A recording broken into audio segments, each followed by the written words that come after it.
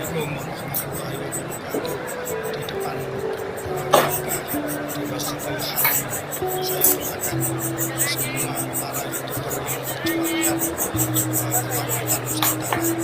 Sekarang sabda Muhammad SAW, terutama yang tercinta kandungan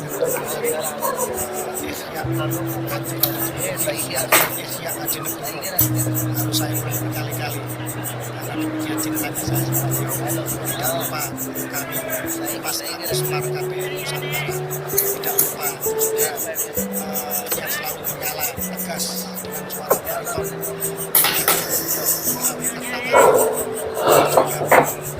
berjuang ke akhirat, kemudian juga diambil dari banyak sekali Al-Rahman Mustafa,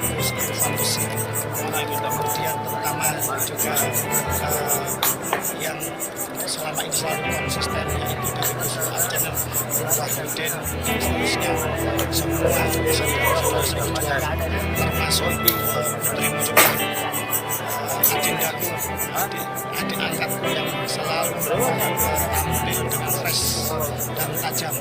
Kemudian Kanjeng Baidowi dari Jogja, kemudian juga dari Probolinggo, sahabatnya dari Madura, Raja Sotik, semuanya saudara-saudara saya, para youtuber, Gus Warid dan semuanya saya sampaikan, saya doakan semuanya tetap konsisten berjuang dengan penuh keberanian ala para pendekar-pendekar Nusantara, pantang menyerah, tidak pernah kendor, selalu menyuarakan kebenaran dan keadilan demi Nusantara kita jaya selalu.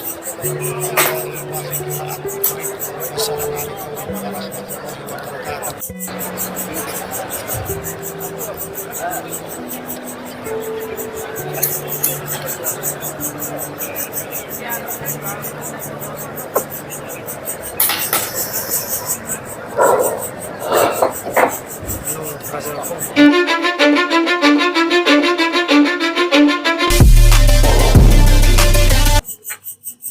Kita semua sudah mendengarkan ya lantunan doa langsung dari Makkatul Mukarramah dari Kanjeng Raden Tumenggung Fakih Wirahadiningrat. Kita doakan mudah-mudahan beliau mendapat keberkahan, terus lagi menunaikan hajinya menjadi haji yang mabrur, diterima oleh Allah Subhanahu wa Ta'ala. Mendoakan para pejuang nasab, para pengawal tesisnya Kiai Haji Madudin Usman Al-Bantani, didoakan langsung dari Arab sana. Ini luar biasa, saudara-saudaraku. Ini menjadi motivasi buat kita semua. Beruntungnya kita gabung di perjuangan Wali Songo Indonesia Laskar Sabilillah. Ini banyak yang mendoakan. Oh iya, banyak yang mendoakan. Dan tentu, kenapa agama kita selalu mengajarkan untuk berbuat baik? Nah, disinilah ketemu rahasianya. Ketika kita melakukan perbuatan baik, tentu orang yang melihat akan mendoakan yang baik pula. Akan tetapi sebaliknya, ketika lantunan doa atau ucapan kita itu selalu mengarah kepada keburukan, ya tentu kita akan mendapatkan keburukan dan kita celaka. Ya kita tengok sajalah orang-orang yang anarkis seperti preman itu, biasanya masih muda itu sudah meninggal. Biasanya terlepas meninggal itu ajal dan kepastian dari Tuhan, akan tetapi kita bisa menengoklah rata-rata itu masih muda itu sudah meninggal. Karena apa? Kalau kita cermati bareng-bareng, ya banyak yang mendoakan buruk, ya di depannya baik karena takut, di belakangnya ini loh. Makanya agama kita itu selalu mengajarkan kepada kita untuk selalu berbuat baik dan baik, ya kan? Termasuk kenapa sampai detik ini kami terus menerus menyuarakan ini kebaikan loh, ini sesuatu yang harus dipubliskan loh, karena menyembunyikan kebaikan itu dosa loh, jelas. Jadi tidak ada sedikit pun kebencian di dalam diri kami. Kami berusaha, ya ada, cuma kami berusaha untuk menetralkan itu semua.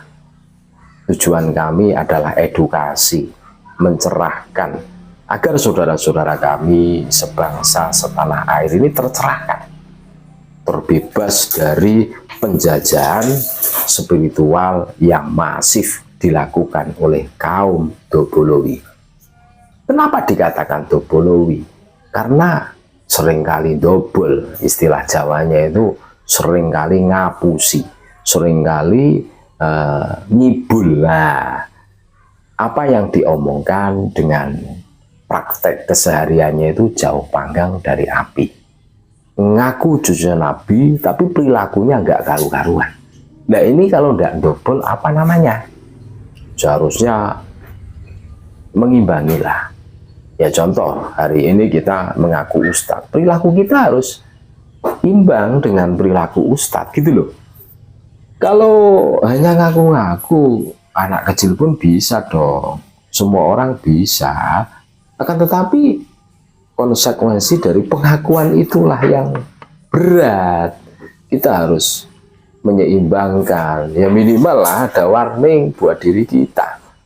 Masa cucu Nabi perilakunya tidak karu-karuan, hamil di luar nikah, mabuk, tidak bisa ngaji, terus mencuri, jual sabu. Wah, ngeri kan, ngeri. Terus apa, berbohong, ngibul sana, ngibul sini, hanya untuk mencari cuan. Bahkan ada teman saya yang ngomong, Habib itu kalau tidak ngibul kayaknya satu hari saja itu pusing kepalanya. Nah, ini rata-rata kok. Kalau 1-2 oke lah, bisa dimaklumi atau ditoleran. Nah ini rata-rata kok seperti ini. Justru yang baik itu oknum. Mayoritas itu ya tidak jauh beda lah. Cuma kemasannya saja yang beda. Mulanya itu sama. Ya memang ada yang baik, cuma yang baik itu bisa dihitung jari 1-2. Oknum berarti kan gitu. Ini luar biasa. Jadi Gus Fakih atau terkenal dengan Kanjeng Raden Tumenggung Fakih Wiradiningrat yang hari ini menunaikan ibadah haji ya, itu betul-betul tulus melantunkan doa di Masjidil Haram.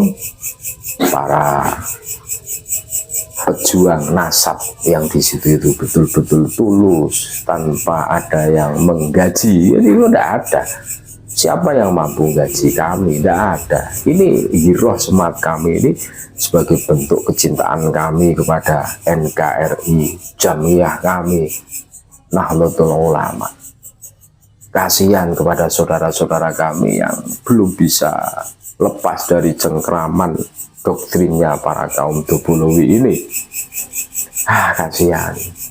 Harta bendanya habis dihisap, dikeruk oleh mereka dengan dalih syafaat, dengan dalih berkah, dengan dalih macam-macam lah. Dan ini bukan rahasia umum gitu loh, karena rata-rata mereka seperti itu. Nah, terima kasih kami ucapkan kepada Gus Fakih yang tulus mendoakan kami di tanah haram, tanah yang mulia, yang mana doa di tanah haram itu pasti diijabah oleh Allah Subhanahu wa Ta'ala. Dan sebagai balasannya kami mendoakan balik kepada Gus Fakih agar selalu diberi kesehatan dohiron wa batinan, diberi keberkahan fitili wa dunya hatal akhirah, keselamatan fitili wa dunya hatal akhirah, dan mendapatkan haji yang mabrur, bisa pulang kumpul dengan keluarga kita semua, sehingga kita bisa bersama-sama lagi, berkumpul lagi, ngopi bareng lagi untuk mencerdaskan anak bangsa. demi NKRI, demi Jamiah Nahdlatul Ulama tentunya. Terima kasih saudara-saudaraku. Tetap NKRI harga mati, Nusantara milik kita. Assalamualaikum warahmatullahi wabarakatuh.